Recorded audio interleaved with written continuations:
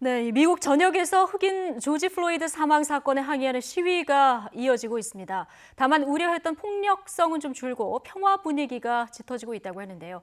미국 미시건주에서 지금 연수 중에 오동건 앵커 연결해서 현지 분위기 좀 들어보겠습니다. 자, 오동건 앵커 나와 있죠? 네, 미시간 애나보입니다. 예. 자, 이 미시간 주면은 시위가 촉발된 미네소타주하고 어느 정도 거리입니까? 차로 운전을 한다면 한 10시간 정도가 걸리는 거리입니다. 10시간 그리고 정도 거리. 가깝다고는 할 수 없기 때문에 그 시위가 촉발된 지역의 그 분위기가 감지되고 있지는 않습니다. 하지만 이곳에서도 이제 비폭력 시위는 시작이 됐습니다. 제가 있는 이 애나버 지역은 아프리카계 그 미국인의 비율이 한 11% 높진 않죠. 네. 그런 이유 때문인지 모르겠지만 한 지역 언론에 따르면 한 1000여 명 정도가 모여서 아, 시위를 진행을 했고요. 예. 그리 그렇게 많은 사람들이 모이지는 않았고 비교적 평화적으로 집회가 마무리된 것으로 전해지고 예, 있습니다. 주마다 조금씩 시위 분위기가 다른데 지금 미시건 주는 평화 분위기가 좀 짙다 이런 얘기 해주셨고 오늘 나온 보도들 보면 전체적으로도 보면은 약탈 폭력 시위보다는 좀 평화 시위 쪽으로 무게가 실리는 이런 느낌이에요.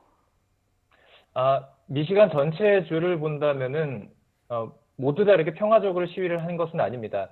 다른 예. 주처럼 평화적으로 시위를 시작을 했다, 폭력적으로 변했던 시위 지역들이 분명히 있습니다. 이곳에서 30분 정도 떨어진 디트로이트도 일부 폭력 시위가 있었고요. 아, 그 미시간 주도가 랜싱이라는 지역인데 예. 이곳에서도 굉장히 폭력적인 시위가 있었습니다. 차가 불타고 경찰은 최루가스를 쏘면서 반응을 했고요. 그리고 두 번째로 큰 그랜드 레피드라는 예. 곳에서는 경찰차가 불에 타기도 하고 서로 총을 음. 쏘는 그런 과정까지 있었기 때문에 이게 그 지난 주말 그러니까 5월 마지막 날 5월 31일까지 있었던 일이고요.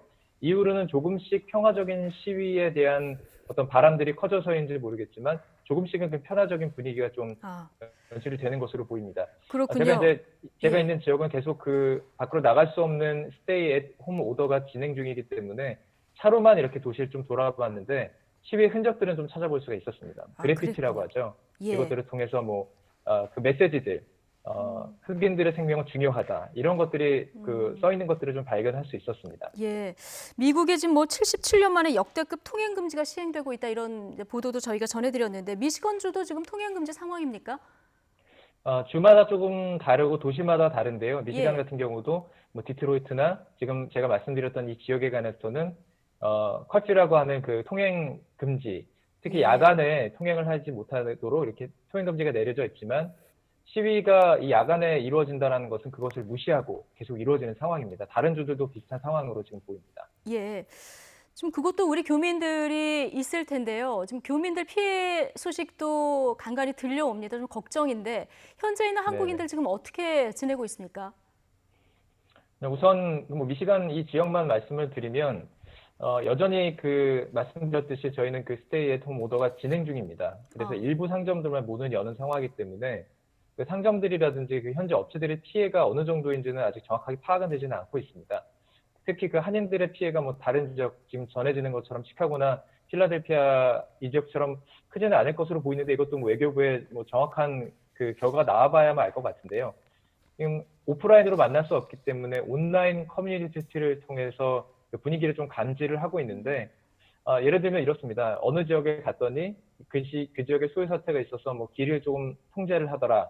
그리고 이제 자기의 친척들이나 아는 분들이 다른 미국 타 지역에 있는데 뭐 이런 소식들을 전해 왔다더라. 뭐 차가 막 뭐 도난을 당했다더라. 이런 식으로 이렇게 좀 소식을 전하면서 좀 우려하는 분위기가 좀 높습니다. 예. 조심해야 된다라는 분위기, 또 코로나 바이러스까지 함께해서 좀 많이 걱정하는 그런 분위기가 많이 음, 감지되고 있습니다. 예. 자, 그런데 백악관에서는 지금 계속 강경 그 목소리가 흘러나오고 있습니다. 현지에서 이런 네. 대응들 지금 어떻게 받아들이고 있는 분위기입니까? 우선 그 트럼프 대통령의 강경 대응 발언에 대해서 좀 말씀을 드리면 지난 1일 그 주지사와의 대화에서는 상당히 목소리를 높였었죠. 예. 군 배치, 그러니까 연방군 배치까지도 지금 거론을 하면서 상당히 강경적으로 나오고 있었는데 좀 기조가 약간 바뀌는 분위기가 있습니다. 오늘 현재 언론을 보면 예. 트럼프 대통령이 그 매체와 인터뷰에서 그러니까 연방군까지 들어가는 것들에 대해서는 그럴 필요까지는 없지 않을까라는 이야기를 하면서 조금 이 기류가 바뀌는 아, 분위기가 있는 것은 사실입니다. 예, 번복하는 그럼에도 얘기가 나왔다는 불구하고 거죠. 예. 주방위군이나 육군들의 배치까지 지금 된 상태고 그 규모가 크기 때문에 상당히 긴장감이 감도는 것은 분명한 사실로 보입니다. 예. 지금 시위 진압을 위해서 주 방위군들이 이제 투입되는 상황인데요. 그 주 방위군들은 그러면 그 현장에서 어떤 역할을 하고 있습니까?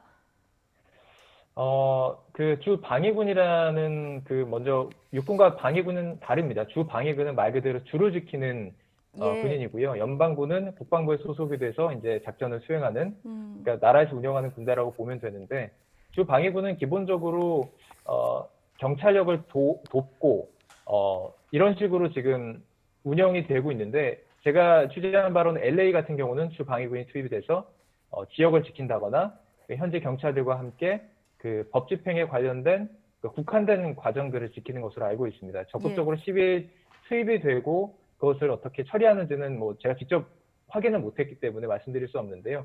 경찰력과 함께해서 그런 일들을 같이 해나가는 것으로 보입니다. 예. 자, 어제 그 숨진 플로이드 가족들이 인터뷰를 했고요. 그리고 시위 현장에서 그 동생 발언도 들었습니다. 또 어제는 아빠가 세상을 바꿨다. 6살 딸아이가 이제 목마타고 하는 얘기에 많은 분들이 참 많은 것을 생각하게 하는 모습이었다. 이런 얘기를 하셨는데 이 가족들 인터뷰 이후에 미국 언론들은 또 이런 내용들을 어떻게 보고 어떻게 보도하고 있습니까? 일단 미국 언론의 보도가 일단 조지 플로이드 가족에게 집중이 되는 면들이 있고, 그리고 이제 그 조지 플로이드의 그 사망하게 이르게 한 그 경찰관들에 대한 내용들도 나아가고 있고, 시위에 대한 내용들, 그리고 정치 소식들 이렇게 분류가 되고 있는데, 많은 매체와 이렇게 가족들이 인터뷰를 한 것은 아닙니다. 뭐 CNN과 ABC 방송에 있는 GMA라고 굿모닝 아메리카 이런 쪽에서 인터뷰를 한 내용들을 가지고 어떤 내용들을 했다라고 지금 보도하는 과정들인데, 보는 사람들의 마음을 아프게 하는 것은 사실일 수밖에 없는 것 같습니다.